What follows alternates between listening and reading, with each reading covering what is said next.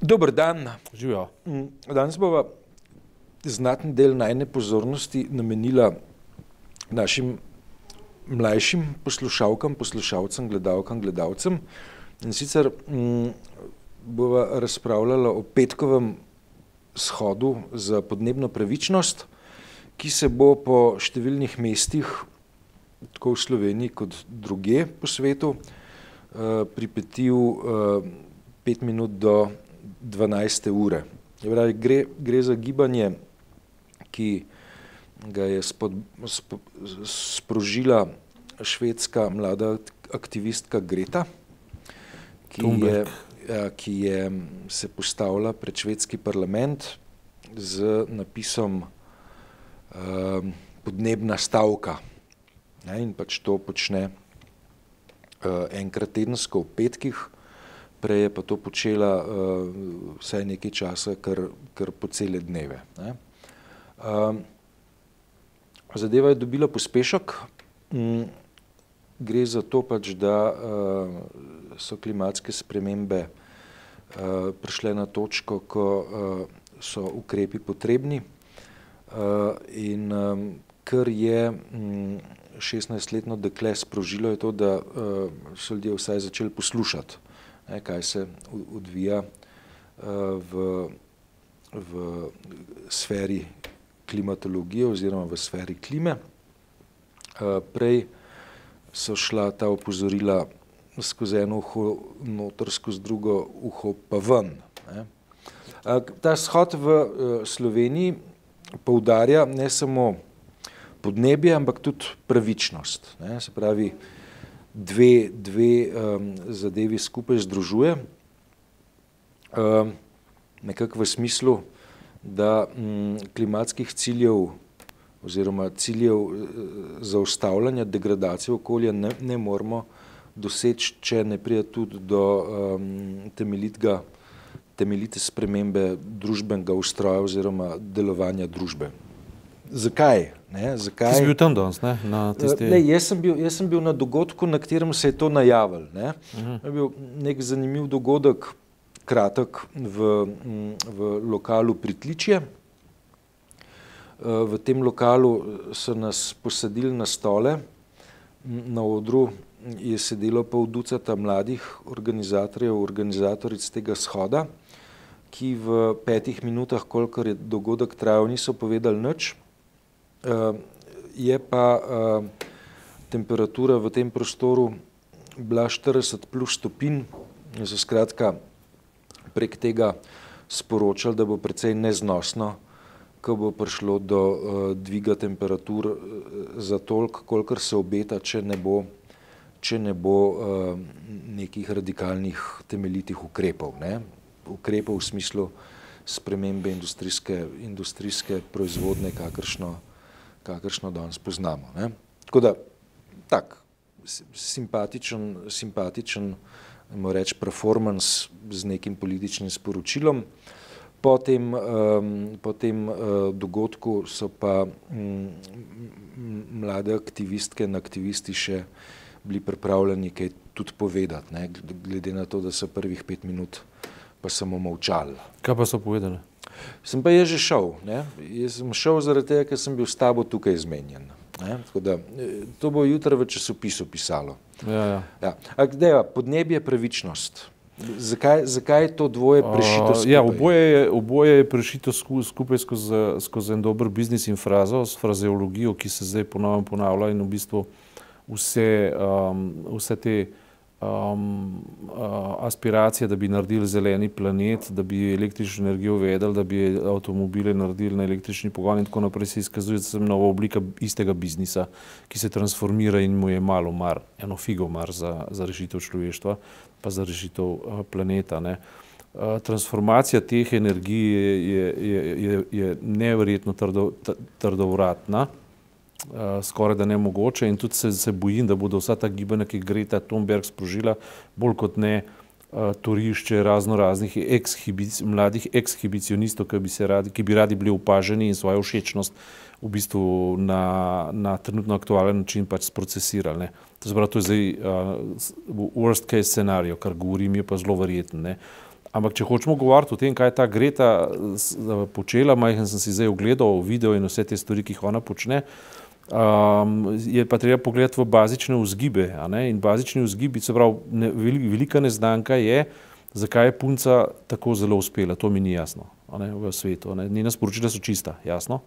Ampak mnogo ljudi imeli čista sporočila, pa niso uspeli, niso bili odmevni. Ona je bila povabljena v Katovice, ona je bila povabljena v Davos, ona je imela nastope oziroma je dobila intervju na CNN-u, cel svetu ne govori in jaz tega ne razumem prav dobro, zakaj ne. Lej, kaže neko drugačne vrste vztrajnost, a veš, kot jo... To zdaj počne skoraj 1 leto in očitno je bila opažena. Ampak zanimivo je to, ker to tisto, kjer pa se stvar postaje navdušujoča. Zanimivo je to, kje je ona dobila navdih za to. Ona ni dobila navdih v pregrevanju ali pa v spoznanju, da so se svetovni oceani ogreli za stopinjo 2 ali 3 ali pa tornadi in tako naprej. Ne, ona je dobila svoj navdih, temeljni navdih za svojo držo v pomorih v Ameriki. In ko so dijaki, ki so opazili, mislim ne opazili, ki so bili žrtve pač teh napadov raznih norcev in pa orožarskega lobija, ki prodaja orožja in pa trdobučnega predsednika, ki noče slišati na ta poziv, so začeli sistematično na en dan v tednu odhajati iz šole in protestirati proti temu in potem so naredili neko karavano, nek pohod. In Greta je to gledala in je rekla, to pa je dober navdih, jaz pa mislim, da imamo enak problem kot z terorizmom, oziroma to ni klasična oblika terorizma, ampak ta v bistvu računalniška igrica sindrom, ker ljudje grejo pa mislijo, da so v računalniški igrici in kosijo z orožjem, z realnim orožjem streljajo realne ljudi, v glavi imajo pa računalniško igrico. In ona je rekla, podnebne spremembe so pa enako resna stvar, enako uničujejo ljudi, jaz bom začela podstavljati svoja stende, stališča in bom vsak petek ne bom šla v šolo, ne vem sicer, kako je to mogoče, ker šole te vržejo ven, če ne hodiš v šolo, če imaš toliko in toliko neupravičenih, ampak ona je rekla, jaz bom pa zdaj to naredila in potem se je ta stvar prijela, mislim na Švedskem sigurno, zdaj se pa pogovarjamo v petek, čeprav razumemo že v 100 državah. Tako je, mislim, gre za gibanje ki je dobilo brez patetike pač neko planetarno razsežnost, zdaj, ali bo dobilo tudi učinke, je druga stvar. Ampak zdaj pa pride lepši del, jaz v to verjamem. Namreč jaz mislim, da ko ti enkrat spojiš mladostni entuzijazem, mislim, zdaj v prižiganju, ne vem, infrardečih lučk na tiskovni konferenci ne vidim nobenega entuzijazma, vidim pozerstvo. Ampak v njenih očeh in te, kar ona počne, pa vidim entuzijazem in vidim namero, tako, a veš, čemu je danes namenjena politika in družbena stvarnost? Namenjena je o stereotipnemu obnavljanju starih dilem, zato da se elite pozicionirajo in preživijo na zelo krasen način v svojem načinu življenja, ki pa ni več primeren. To je tipična dilema Macrona. Macronova ideja je, govorimo pravilne reči in hkrati živimo skrivno življenje bančnega uspešneža, ki dobro živi. To je njegova namera, ali pa Manfreda Webra, ali pa teh ljudi, ki na nek način poskušajo govoriti, ja, se Evropa mora biti Evropa vrednot, hkrati pa golfajmo, pa se z Orbanom pogovarjamo. Namreč,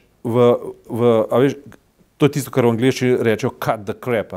V tej najstnici ni nobene, kako ne rečem, sprenevedavosti, ampak je čisti fanatizem. In ta fanatizem je rešilen, ker ti moraš verjeti v to, kar počneš. In to so bili strelnikovi svojega časa, ki so delali revolucije. In tukaj revolucija je potrebna, ker ni ideološka, oziroma je pač na ravni neposredne potrebe.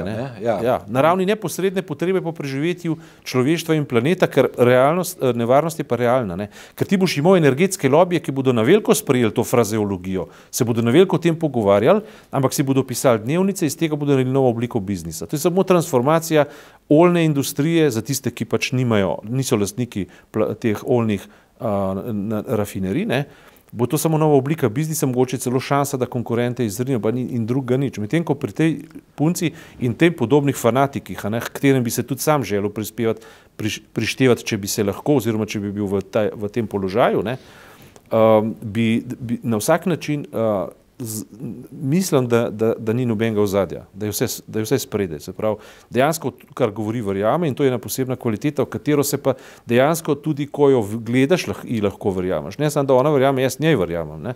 In hkrati verjamem sami ideji in tako naprej, seveda pa ne verjamem pa copycat posnemovalcem, ne, ki bodo v končni fazi iz tega delali performance, to pa ne verjamem. Tvoja ideja, dajmo jim šanso, ja. Jaz sem bil tam, ne, zdaj tako, za razliko od tebe, veš, bom tako rekel, ne, pozdravljam, ne, da se na neobičajen način predstavi problem, ne, da se 5 minut nekega dogodka posveti morda tudi nečemu, čemur se reče performance, ne? Hkrati za tem performanceom pa vendarle veš stoji nek manifest, nek razmislek, ki je dovolj temeljit, neki debatni krožki, ki se odvijajo zadnje tedne po slovenskih krajih, na katerih se diskutira o tem, da človeštvo, vključno Slovenijo, pač imamo problem. Ne?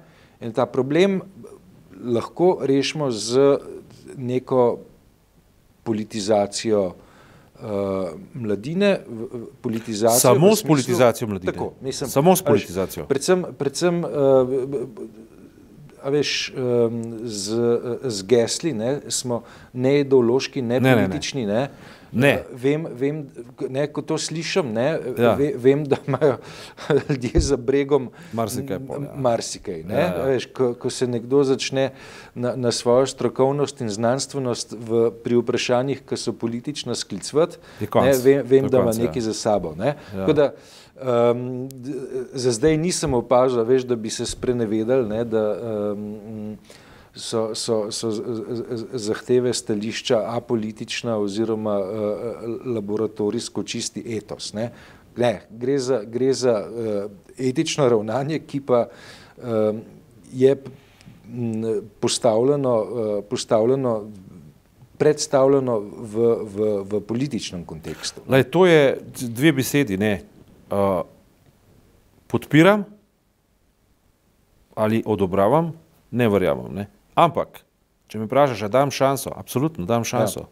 In rečem točno to, ne, mladina, pač ljudje, ki so pač, zdaj ta juventilizem gre meni resno na živce, ne, zato, ker je nekdo mlad, je pa kaj, ne, je pa perspektiven ali nekaj, ne.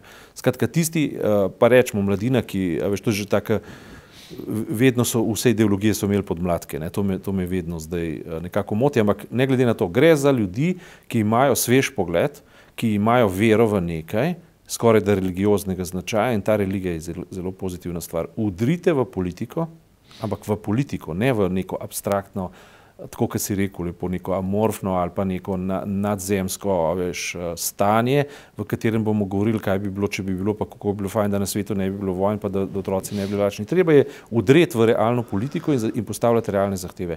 In to, kar je dodana vrednost, pač te punce, te Grete, je preprosto v tem, da je na koncu koncev uspelo, ali je to kdo režiral, ali kakorkoli že, ampak ona je spregovorila na Davosu, ona je spregovorila zdaj na tako zavezujoč način, da jo politiki morajo poslušati in bo to naenkrat v skandinavskih deželah verjetno začeli prehajati tudi v zakonodajo, ne? Verjetno bo prehajalo, ta občutljivost se zvišuje, ne? Mislim, prostor, kjer se je ona prvič pojavila, ne, se pravi pred švedskim parlamentom, verjetno ni izbran po naključju, ne? Ja. Pravi, to je... Seveda, tam se odloča. Dajmo reči, to je, ne, a veš, preddverje parlamenta je z drugimi besedami lobby, ne? Seveda, lobby, ne? Ja. Ne? Okay. Ampak tudi v tem primeru lobby odobrava. Lobby ima vedno nek slabšalni prizvok, ne?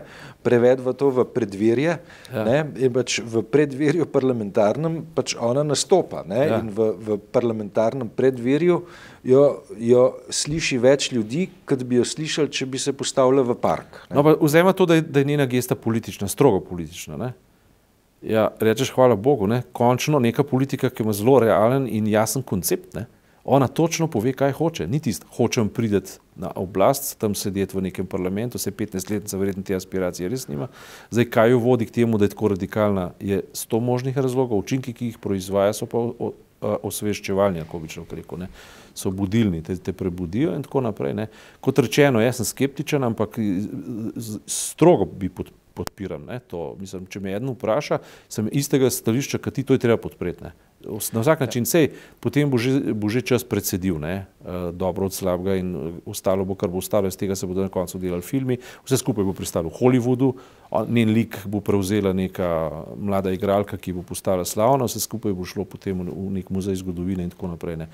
Ampak realni problem je segrevanja pač ozračja in pregrevanja planeta bo pa ostal, ne. Ima pa tveganja, ne, veš, tveganja, dober, ne, se pravi, taka gibanja, ne, lahko ugrabijo proizvajalci električnih avtomobilov. Seveda, se to je to. Ne, ko sešteješ količino premoga, ki je potrebna za to, da proizvede elektriko, ki bo poganjal avto, ne, smo verjetno za odtenek manj zasvinjali okolje, kot če kurimo nafto.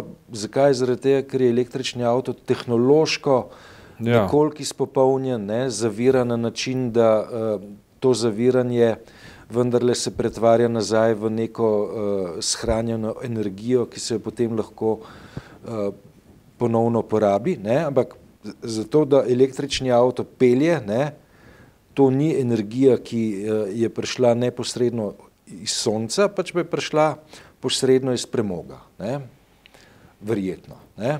Če mejhen tako žleht pa širše razmišljava, ne, je verjetno največji prihranek pri premogu in debelih delcih nafti in podobnih onesnaževalcih zraka ta, da bi naredili pameten politični pritisk in bi vojske velesil prisilili, da naj manj ropotajo in rožljajo z manevri, ne. Tam se ogromen energije potroši, tako rekoč brez veze, ne, če smo čisto natančni. Zdaj, če je problem seveda pregrevanje ozračja, ne.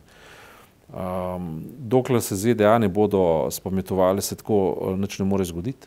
Je pa res to, da ogljični odtis, ki ga kaže Evropska unija, je pa vzoren, ne, namreč lahko bi bilo boljše, seveda. Soliden, ja. Soliden je glede na to in Evropska, vidiš, to je tle spet en dokaz, zakaj Evropska unija v tem primeru, tudi Skandinavija recimo, ne, so tako pomembni akterji v svetovnem dogajanju, ker opozarjajo na res pravilne stvari, ne, in to, kar ta punca počne, je v bistvu v sklopu celotnega dogajanja kalibriranja odnosa do sveta, pa kalibriranja odnosa do družbe, do človekovih pravic, do demokracije, do vsega tega, ne. Tu ona igra mnogo širšo vlogo v perspektivi, ne, ker mladina, ki se bo zagrela za te ideje in poskušala iz tega narediti gibanje in poskušala udreti nekako revolucionarno politiko, bo izredno težko izven tega sporočila šla recimo v Orbanov vzorc, ne? Ker če se ti zavzemaš za zeleno, za zelen planet, se boš verjetno tudi za zeleno pozicijo človeka kot tacga v njem, ne? Se pravi, totalitarizmi, suženstva taka in drugačna in tako naprej tam noter naj ne bi imela vloga. Zelena gibanja pač so na drug način totalitarna, ja, ampak praviloma pa zagovarjajo demokratične ideje, moderne demokratične ideje. Kje vidiš totalitarne sledove v zelenem gibanju? Tem moram prijeti za besedo. Če bi ti delal intervju za tisto gospo, ki sem jaz zančil v Štrasburu, bi razumel vse, kaj hočem povedati. Pa ne bom nadaljeval od tukaj naprej, ne.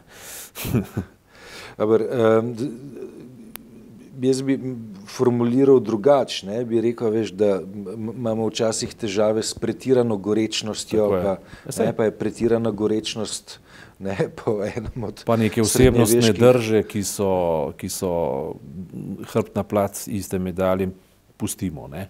Človek je človek in v vsaki legi lahko zaide v vzorce, ki so na različnih nivojih različno manifestirajo, so pa istorodni, ne.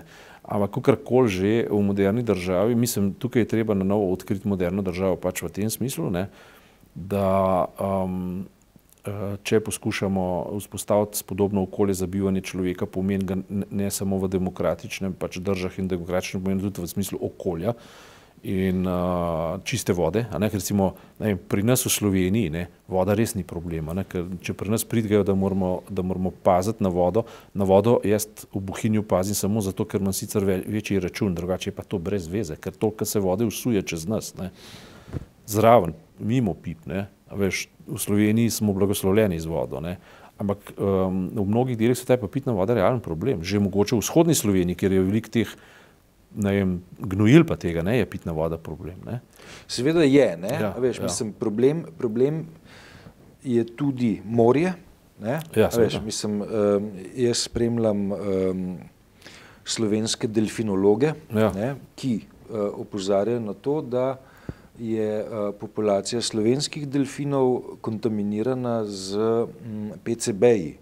PCB-ji so pa izjemno strupene snovi, ki se jih spomnimo pa iz začetka slovenskega ekološkega gibanja, ko so bile te snovi najdene v reki Krupi.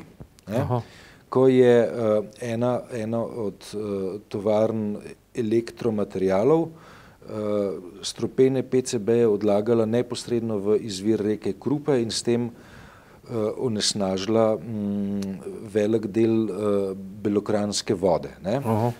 Po meni neznanih poteh so se PCB-ji, ki so sicer že 30 let pa več prepovedani, znašli v tkivih delfinov, ki živijo v Koperskem Piranskem zalivu. A to iz Italije mogoče pride? Ne bi vedel, od kje pride, so pa tam. In zaradi tega, ker se ta strup prenaša prek tega, da delfinka doji mladiča, se prek tega delfinskega mleka delfinke prenese na naslednjo generacijo in tam ostane. Tako da je povsem možno, veš, da imamo opravka s populacijo delfinov, ki je strup dobila v svoje tkivo 3, 4, 5 generacij nazaj, pa se še vedno prenaša naprej. Tako da neka taka dost tragična okoliščina, ki lahko na srednji rok ogrozi bivanje delfinov v slovenskem delu morja. Suma sumarum je spet en dokaz, da je ta spoznanja treba prevajati v zakonodaje in pa v politike. Ne? Ja, in predvsem prav ta zadeva z delfini, a veš, kaže, da če danes sprejmeš nek ukrep, to še ne pomeni, da bo čez 40 let vse v redu, zaradi tega, ker se bodo negativne sledi sodobnosti prenašale z generacijo v generacijo dobesedno, čez mleko živali na potomstvo. Tako da ukrepi, ki so sprejeti danes, bodo imeli lahko pozitivne učinke morda šele čez 5 desetletij. To za danes, hvala lepa.